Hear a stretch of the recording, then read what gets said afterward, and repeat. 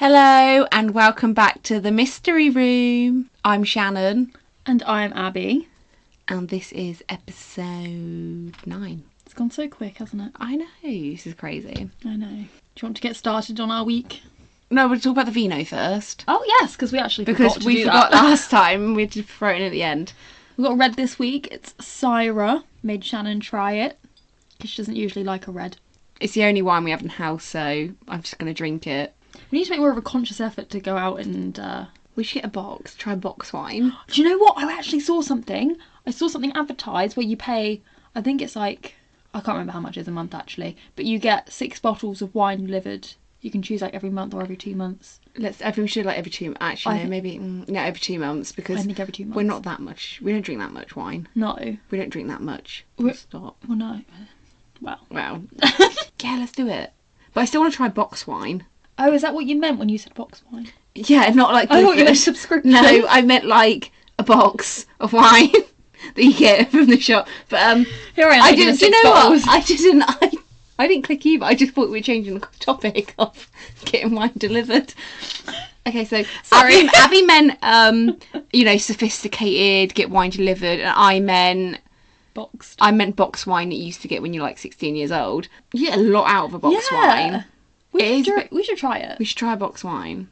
Sometimes it's cheaper as well. Yeah, and there's like a little squirty thing, like a little hoe thing. Yes. You can like tip, like you can turn it on and off. Let's do it. Let's do it next week. I think we should get a keg as well. A keg of wine. No, not a keg of wine, a keg of beer. Because you can get like a bar tap, can't you? You can put in like the kitchen now. And draft beer tastes so much better than bottled beer. Do you think? Oh yeah, 100%. I don't know. I don't really notice a difference, to be honest. I like draft beer. But I'm really into my beer at the moment. I had a beer on Tuesday. So me and Abby have had a crazy week. We went to see Beyonce on Sunday. It was amazing. It was, I would say, second best concert I've been to. The only downfall... She didn't sing all her songs all the way through, I thought. Yeah, and we were stuck behind a podium, so we couldn't see the stage. But she come out, like, to the middle of the stage quite a bit. But she only came round to, like, the semicircle stage once. But she was amazing. Like, honestly, what a voice on her. Yeah, she was. It was such an amazing atmosphere as well. Oh, my God. Oh, God. There was a guy there. He was so drunk. I can say this because I doubt he'll ever listen to this podcast, but he was so drunk. And he was there with his boyfriend, and his boyfriend looked fuming. Like, I said to Abby, they're going to have a domestic in the morning. Like, he was all over the place. He fell over, and people had to help him up. That's how drunk he was. Even when people tried to help him up. We couldn't get him up. It was literally horrendous. And at one point, I think he thought I was his boyfriend because he put his arm around my waist. And I was dying. I was like, Abby, he's trying it on with me. Oh, rather you than me. I was like, I don't think I'm the person he wants to be holding right now. But yeah, it was really funny. It was so funny. It was annoying, but funny. It was funny. He stank as well. He just stank of alcohol. And you Yeah. can just smell it. Obviously, I know people drink when they go to concerts, but like I wouldn't pay that much amount of money to then not remember it the next day. Exactly. And especially Beyonce. Yeah, the Queen herself. Yes. So yeah, we didn't get home because it was in London. So we didn't get home till about 1:30 on Monday morning. Luckily, I took the day off work. Abby took half day. She probably regrets that now. No, when you leave a concert, know where you're going to get to the tube station and leave as fast as you can. Oh, and also charge your phone so your phone doesn't die on the route home. Yeah. It was really funny though because I said, me and Abby were talking about getting up on Monday, and she was like, "Oh, I'm definitely having a lay-in tomorrow." And she's like, "I'm not going to get up," and I just butted in going, "Midday?" And she was like, "No, 10 o'clock." I was like, "Oh, sorry, we're totally on 2 different wavelengths." Well, you still got up before me. But I got up before her anyway. So yeah, and then I had Tuesday off, and I went to Cardiff, and I saw Coldplay, who was honestly the best artist I've ever seen in my life. They were insane. And I'm still on a bit of a high. I actually feel like I'm a little bit depressed because it's over, because I just want to relive it. Because Abby went and saw them last year and she agrees that Coldplay is the best. The best. Like, if you're a Coldplay fan, you need to go see them. Yeah. It made me really emotional whilst I was there. Yeah, same. I don't know why. Like, especially like during Fixture, I was a bit like, oh my God, like, this is amazing. And Sky Full of Stars. Yeah, and then like on the way out, Yeah. I want to go back. I want to go back. Like you said, you're on a high. Yeah, and now it's like over with. I'm just a bit here like, ugh. Want to go again? A bit depressed now. I know. I think if they did another tour, I would definitely go again. Yeah, 100%. Yeah. I want to see them again, but I wouldn't see them again on the same tour. Yeah. Because I know what's going to happen. And I feel like that's probably one of the really good things about the Coldplay tour is that it's all a surprise. But at the same time, they'll probably just do the same songs because all their songs are like old classics. I know. And they are amazing. Classics. I do love them. Yeah. That was it, really. Yeah, that's about as far as we've got with our week. Anyway. Right, back to the podcast because we've been chatting loads. Yeah, we've bored you for long enough now. That's not boring. Oh, well. They want. Hopefully, they want to know about our week. A lot of them was probably skipped. Anyway, on to today's case. So today we will be talking about the unsolved case of Tara Calico. On Tuesday, the 20th of September, 1988, 19-year-old Tara Calico went on her usual daily bike ride in New Mexico. However, on this day, she would not return home, never to be seen again. A year later, a disturbing photo was discovered in a parking lot in Florida. With no sightings of Tara, no explanations, and many photographs, the investigation into her disappearance is still ongoing to this day. What happened to Tara, and why is her disappearance still a mystery? Tara Lee Calico was born on February 28, 1969 in New Mexico in the USA, to parents David Calico and Patty Dole. She attended Belen High School and went on to become a student at the University of New Mexico studying psychology.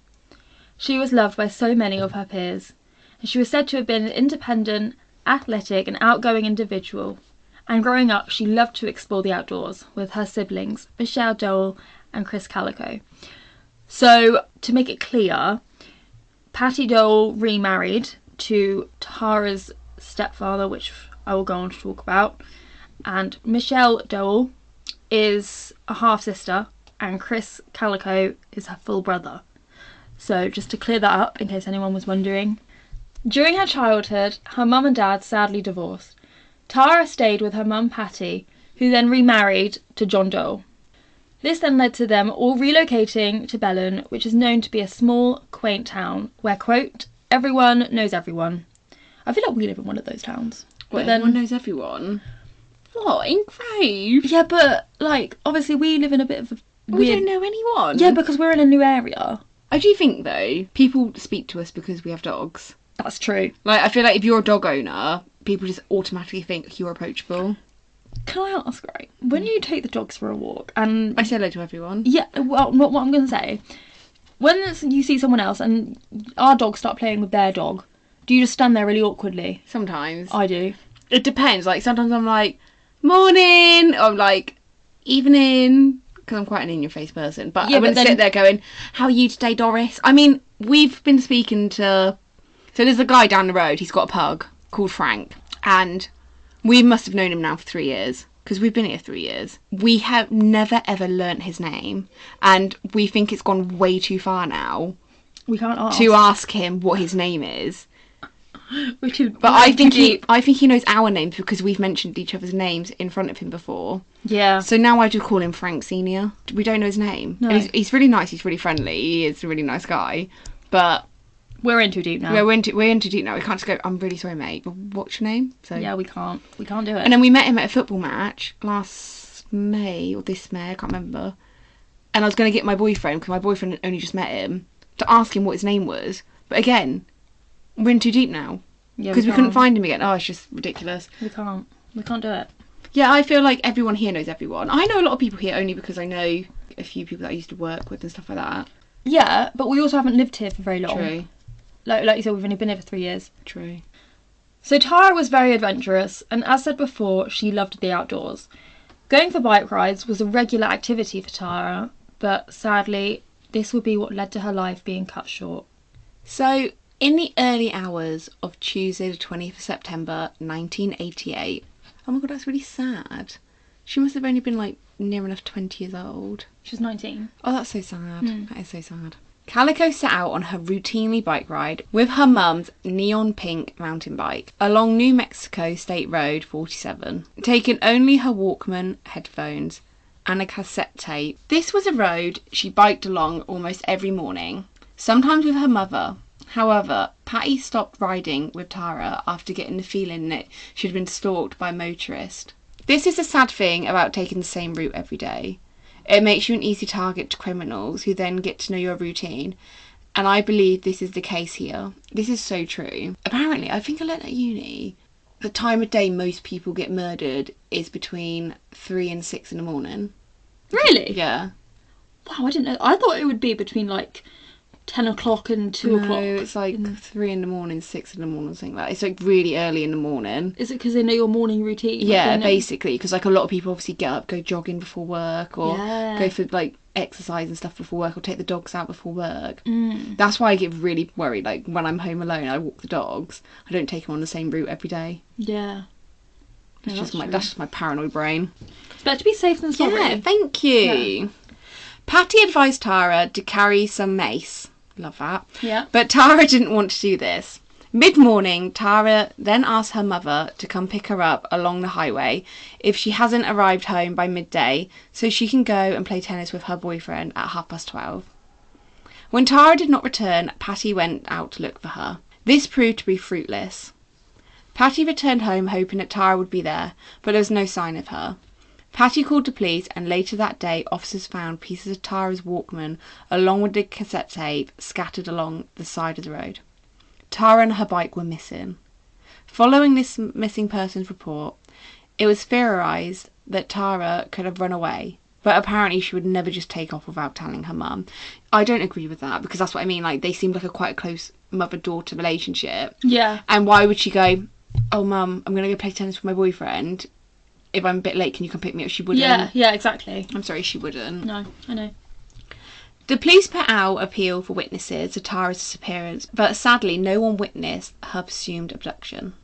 People did, however, come forward and say that they saw an old, light-coloured pickup truck following closely behind her. Certain witnesses also said that the passenger in the truck was a son of a local law enforcement officer. Oh, we will come back to this truck later on, just to let you know, so keep that in mind. Why is it that in every case there's always some sort of law enforcement officer that's a bit dodge? All the cases that we cover are obviously unsolved. But a lot of them have dodgy police work. Yeah, so maybe that's why they're unsolved. People are covering up for other people. That's ridiculous. So, although several reported sightings of her, none of them could be confirmed, and the case went quiet after this. But on June the 15th, 1989, nearly a year after Tara's disappearance, a Polaroid photo of an unidentified young woman and a boy in the back of a van was found in a car parking space of a convenience store in Port St. Joe in Florida. In the photo, the young girl and boy were bound and gagged. Polaroid officials did come out and say that this picture had to have been taken after May 1989, because the film used in this photo was not available until then, meaning this would be a very recent photo. The woman who discovered the photo had said that the vehicle in the parking space was a white windowless Toyota van, driven by a man with a moustache, believed to be in his 30s. The police did try to intercept this van, but the man has never been identified. I want to know who the bloke is with her. So we posted the photo of her tied up, well, we assume it's her, tied up in the back of the van with this male. And the first photo is of her. And they do look very, very similar. I was just looking at them, like comparing them, and yes, they do. They do look very, very similar. But obviously, go onto our socials and let us know what you think. Personally, I think she's still alive. Do you? I don't know. It will go on, Okay. and I think you might change your mind. In the photo, it does look a lot like her. The photo is quite famous, and I think if a lot of you see it, you probably will recognise it. Have you seen the photo before? No. Have you not? No. Oh, I have. It was broadcast on a show called A Current Affair in July 1989.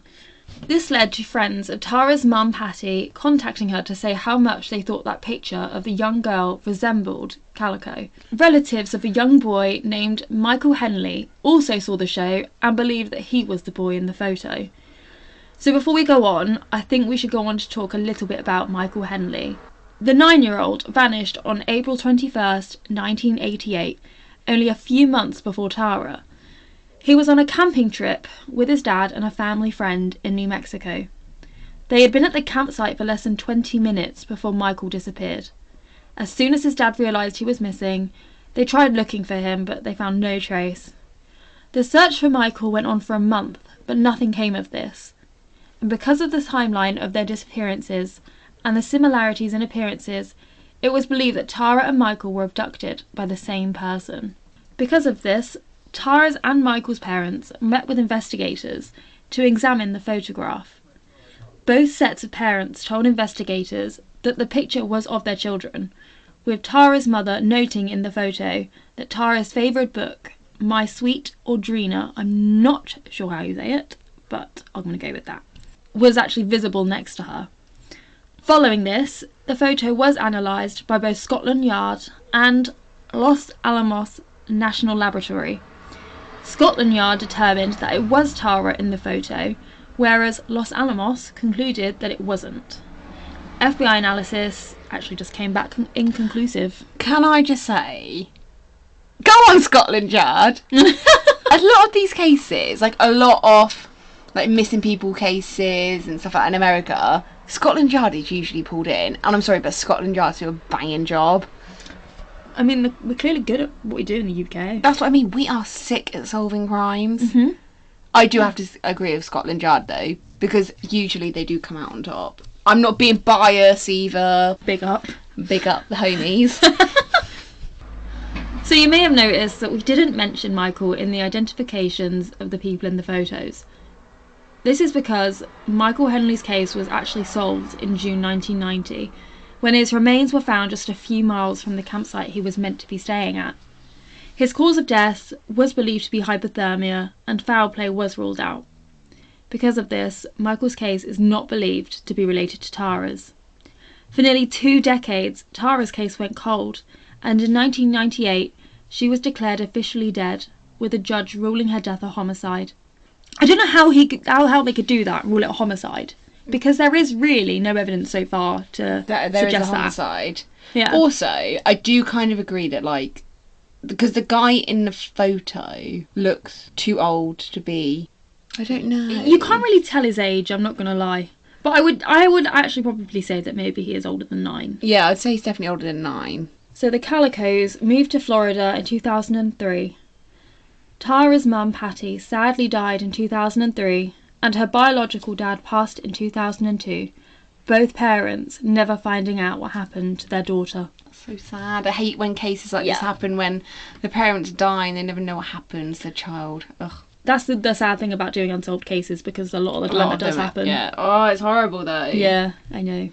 In 2008, a Valencia County Sheriff, Reen Rivera, who joined the police department a year after Tara went missing, claimed to know what happened to her. I love this, when people are like, I know what happened, I know what happened. Yeah, but how do you know? How? Yeah, right. Were you there? He reported that he received information that 2 teenagers had accidentally hit Calico with a truck.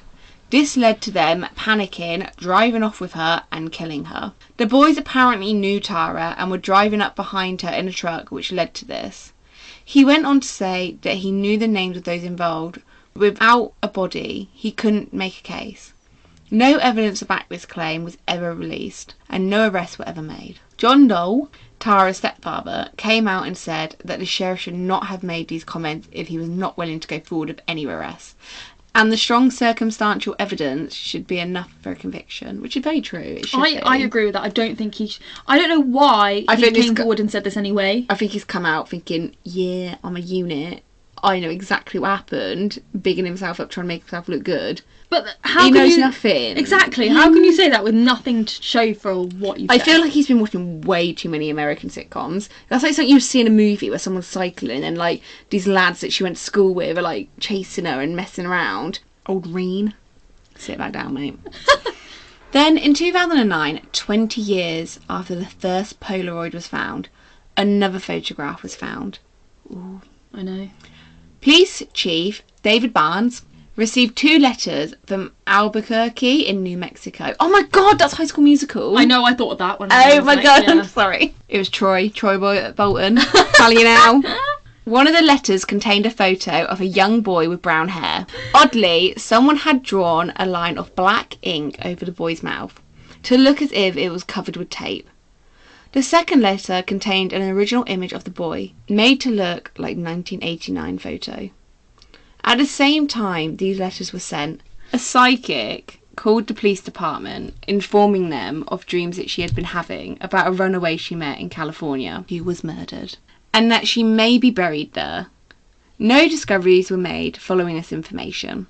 I'm really, really sorry, but why would anyone believe a psychic? I get there's people out there who are very spiritual and, you know, believe in all this stuff, but... I mean, some of them are known to be right. I mean, yeah, but some people, I think, are just looking for clout in this case. They're like, oh, yeah, I know what happened. I know what happened. Get me in the paper. Yeah. I didn't think of that, actually. Yeah. So, over the years, other photos surfaced, potentially of Tara. The first one was found near a construction site in California, coincidental to what the psychic had said. And it contained a young girl's face whose mouth was covered with tape. The second photo shows a young girl bound, her eyes covered in gauze, with large black framed glasses. How, you can't tell, I'm sorry, but with that you couldn't tell who that was. No, and if you saw the photo, again, another disturbing one, it looked like, personally, I don't think it looks anything like her, but then you can't tell. There was a male passenger beside her on an Amtrak train. Tara's mum believed the first photo was her daughter, but not the girl in the second one. She actually believed the second photo was a hoax. The family have had to identify so many photographs, but Patty's sister has said that all photos but those 3 were ruled out. In 2013, the case was taken on by a local and federal agent. It was this year that a man named Henry Brown made a shocking deathbed confession. I love deathbed confessions. Yeah. I love them. Yeah, and I think as far as our theories go, this would probably be most plausible. Yeah. So he revealed to police that shortly after Tara's disappearance in 1988, Henry was round his neighbour's house. His neighbour was named Lawrence Romero Jr. Oh. Lawrence Ramono. Where did that come from? Lawrence Romero Jr. I kept saying... That took about 5 million takes to say that. Really sorry. Whilst in the basement, Henry noticed what looked like a woman's body wrapped in blue tarp and buried in a makeshift grave. Romero, along with another guy called Dave Silver, and someone else, we are unsure of the identity of this man, but we know he has red hair. So they told Henry that the body was Tara Calico's. Their story was that they were driving behind Tara as she was cycling along New Mexico Road when they accidentally hit her with their truck. This is apparently when they abducted her, took her to a grave pit and raped her. Why would you accidentally knock someone off their bike and then think, yeah, okay, she's dead, we'll take her to a grave and rape her? There are some sickos. I'm sorry, but... There are some sickos. You wouldn't do that unless you were, like, planning to do it. We'll go on to theories at the end. Okay. But I think half of this is probably what I'm going with and half is a bit bullshit. Yeah, I'll explain at the end. Okay. They didn't kill her straight away, but once Tara threatened to go to the police, Romero stabbed her to death, whilst the other 3 men pinned her down. According to them, they originally hid her body in a bush. But once searches began to take place, they moved her body to the basement. Henry has said that the reason he didn't tell the police sooner was because the men threatened to kill him if he did. At the time of Tara's disappearance, Romero's father, Lawrence Romero Sr., was a sheriff, which was why Romero managed to get away with the crime. He apparently found a note written by Romero confessing to killing Tara, and he destroyed it. I'm not even shocked. Honestly. At this point, after 9 episodes in, and I'm not even shocked. Yeah, I know. I'm used to it now. Henry also told investigators that he believed the men later placed Tara's body in a pond near one of their houses. Someone else came forward and told police that one of the suspects had confessed to him as well. Romero Jr. later committed suicide in 1991, And because Tara's body was never found, no charges have ever been filed against the other men who were allegedly involved. In October 2019, the FBI offered a $20,000 reward to anyone who has any precise details or information leading to the conviction of the person responsible. They even released age progression photos of what Tara would look like now. Then in September 2021, a new lead in the case led to a raid in Bellon. According to a lieutenant named Joseph Rowland, the lead cannot be discussed, but the case is progressing extremely well. But I'm not going to lie, this was nearly 2 years ago. And there's been nothing new since. Yeah, so I don't know how well... I mean, that was at the time, so, he probably takes that back now. I like to think she's still alive. I reckon she's been sold for sex trafficking. We'll go on to our theories in a minute. Okay, sorry, I'm just really thinking outside the box here. To be honest, that is actually it. Oh. Tara's family have always held hope that one day she would someday be found alive, but Tara's stepfather and brother know that this isn't likely. In 2018, Tara's brother Chris even said in an interview, quote, "Mum really did not want to believe she was dead, period." Patty spent the rest of her life asserting that the girl in the Polaroid was Tara. It was a glimmer of hope that she would someday be reunited with her daughter. So Tara was known to be a highly motivated, avid reader and active young girl. She worked as a bank teller and was studying to become either a psychologist or a psychiatrist. Isn't it sad when a 19... Like, when any, young woman or even, young boy dies... Yeah. It is shit, because it's they barely lived. Yeah, and it's nobody should die before their parents. No. And no parent should ever have to watch their child die. And no matter how old they are, they should never ever have to watch their child die. And never knowing how they how died. and why it happened. Yeah. That would be the most horrific thing. Yeah. To ever happen to anyone. Yeah. Obviously it's sad when this happens to anyone, not just young people. Yeah. But I would say it's a lot more upsetting and distressing when it happens to younger people who haven't really had a chance to live their life. And it was so my friend at school, her brother drowned in the river. Yes. A couple of years ago. Yeah. Well, I say a couple of years ago. It's quite a while ago now. Yeah, it was quite a while ago now. I still think to this day that what happened, what the people he was with said happened, wasn't the full story, I reckon. Because it was really weird, because there was a life buoy on the side of the river. And it's why didn't someone throw it in? Or why didn't someone jump in and try and get him out? Do you know what I mean? Things just don't add up. Maybe we could cover that one. Yeah. That's one close to home for you, so. Imagine your child going out one day and just never coming home. Mm-hmm. That's horrific. I could never imagine anything worse. No, I know, exactly. I think we'll go on to our theories. I personally think it's Ramiro. Mainly because, there's two people who came forward and said that he had confessed to them.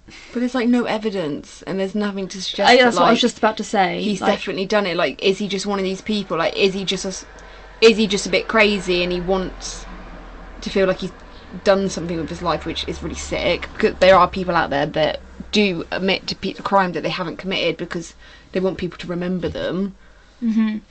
I do just find it funny though how that sheriff that complained to know what happened said about people in a truck driving behind her. Yeah, and then suddenly Ramiro's was driving in a truck behind her. But then did he know this story? Did he see it in the paper to then be okay, yeah, this is what happened? But then how would Henry, because he said that he saw what looked like a young woman's body. Dead? Yeah, he is now. Yeah, but anyone can make a deathbed confession. I can make a deathbed confession and then do it. Yeah, but a lot of people do it because they won't face any consequences. They're gonna die. So why? Unless this guy was so high on bloody morphine and he didn't know what he was saying, then I'd believe it. But I just find it very hard to believe that. But he would have no reason to say it. He might want to be famous before he dies. Yeah, he might want people to remember his name. There's psychos out there that do that shit. But again, 2013. That's a long time after it happened for suddenly come out. Why Tara's case? Why not a lot? I'm not saying that there isn't. I'm not saying our case isn't famous, but there are more famous cases out there. He could have bloody mentioned Madeleine McCann. I don't know. I just think it's very, very odd Like, it's either that photo of that girl tied up in the back of the truck with that boy is Tara. In that case, I like to think that this guy didn't kill her. I do find those odd though. As well. But if, because he's claiming that he's killed her straight away, pretty much, that they raped her and then killed her. Yeah. So why would they have photos of Tara and a young man or young boy? If that's not so, either them photos are 100% definitely not Tara, then yes, I'd believe it. But if them photos are Tara, you mentioned a very good point. So I mean, this then basically throws his confession out the window. Either this guy's confession is true and then pictures are not Tara, or if them pictures are Tara, then his deathbed confession's a lie. Mm-hmm. But unless someone can definitely 110% say that them photos are definitely Tara, which I don't think you can claim is 100% someone in a photo. Yeah. You can't. So I'm a 50-50. I'm either his confession's a lie and then photos are her, or that's a good point. she is dead. If you compare the photos to... They look very similar, but They then do. it's like... As well as her favourite book being next to her. Like, But then that's really weird. Did she take her book out of her that day? No, she didn't. That's what I mean. Yeah. So where's this book come from? Like, is that a hoax photo? Is it the boyfriend? That's a good... He wasn't really mentioned. Is it the stepdad? Because stepdads a bit odd, aren't they? Oh my god. Sorry, we're getting a bit deep now. I'm just like totally just going off the topic now. I think this one's really hard. This is really hard to be like, this is what happened. Yeah. This is, I don't know. Because there's so many different things that have come up in this. Now you've said about the photo, I don't even know. That's what I mean. It depends. It depends on that photo. It depends on the photos. Mm. Unless someone could stand up and they could like bet their life on it that they are photos of her, then I'll be like, okay, this guy's lying. She is still out there somewhere, maybe, or they sold her for sex trafficking. I think people should let us know what they think. But it's weird because, like, talking about Madeleine McCann quickly, if she turns out to be alive and all this bullshit, like, everyone who's ever had a missing child who's never been found is going to totally think, shit, my child's still out there. Do you know what I mean? Yeah. Do you personally think she's alive still? No, mum and dad killed her. No, not Madeleine McCann. Oh, Tara? Yeah. I don't know. I have a weird feeling that yes, she is. She would be like 50-something years old now. That's what I mean. I have a weird feeling that she's not alive anymore. I reckon maybe she's dead now because maybe they killed her when she got a bit older. But I reckon maybe what film did I watch? I didn't even watch it, I don't think. I think I saw it on TikTok and I was a bit hooked. It's about this guy who kidnaps this little girl on her way home from school and he builds her a little room. It's on Netflix. Yeah. 300 and something days, 365 days. Or 3,000. 3,000 and something days. Yes. Can't remember what it's exactly. That disturbed me. But, because I reckon obviously he only liked her because when she was younger, and maybe if she got older, maybe he would have killed her. Maybe the same thing with Tara. Maybe somebody wanted her when she was younger. But she wasn't young, she was 19. This is the problem, like, you get like predators, don't you? Or maybe the person she was kidnapped her died, and maybe she thought that was, I don't know, because at 19 you'd know who your mum and dad are. Like, you can't brainwash someone like that. No. But, I don't know, this is a weird one. I really personally don't know. I'm absolutely stumped this week. Actually, no, do you know what? I've changed my mind. I reckon she's dead. I do. I reckon she's dead. Yeah. I don't reckon they killed her straight away. I reckon they kept her for like... Yeah, I'd agree with that. Maybe a year or two. Yeah, I'd agree with that. Whoever it was. I mean, maybe it could have been that Ramiro guy and maybe he lied about what actually happened. Yeah, true. That's very true. Let us know what you guys think because we're stumped. This one's got us this week. But we hope you enjoyed this week's episode. Take a look at the photos and obviously let us know what you think. Yeah, we'll try and put the other photos up. Obviously, after looking at them, I personally can't see Tara in them. I don't think it's her. But we'll put them up anyway and you can comment and let us know what you guys think. We hope you have enjoyed this week's case. So we've waffled on quite a lot. Sorry. Yeah. We have a lot to talk about. A lot happened. It's been a busy week. It has. You should enjoy it while it lasts because there'll be some weeks where we're like, we've done nothing. Yeah. It's been boring. Yeah. And I think it's nice that you get to know like what we're doing, what we like and stuff like that. Yeah, that's true. It brings us closer together as a community. Please follow us on our socials. So on Instagram, we are The Mystery Room Pod. And on Facebook, we are The Mystery Room Podcast. Also, if any of our listeners have any great ideas of what me and Abby can do as our logo, drop us a message, because we would love to hear what you guys think, because we're looking for a new logo at the moment, but we're not exactly sure what we want. But any ideas would be lovely. Yeah. Also, if you would like to sign up to our Patreon, that is The Mystery Room Podcast as well. We were really desperate last week. Yeah, the link is in our bio. I hope you enjoyed, and we'll speak to you guys next week. Have a lovely weekend. We're off to Wales. We are. Rainy old Wales. Yeah. We're off again. Yes, we're off to surprise my grandma because it's her birthday tomorrow. And we used to go to Wales as like a family. And she hasn't been since my granddad passed away in 2015. And she's been dying to go back. So my auntie's taken her. But the whole family's going down to surprise her and she doesn't know. So either she'll have a heart attack because she's really old. Or she'll cry. I hope it's the second one. I hope she'll cry. Yeah. But yeah, we hope you guys have a nice weekend. And enjoy. Yes. I'm going to go and have a lot of beveraginos now because I'm off tomorrow. Speak to you next week. Bye. Bye.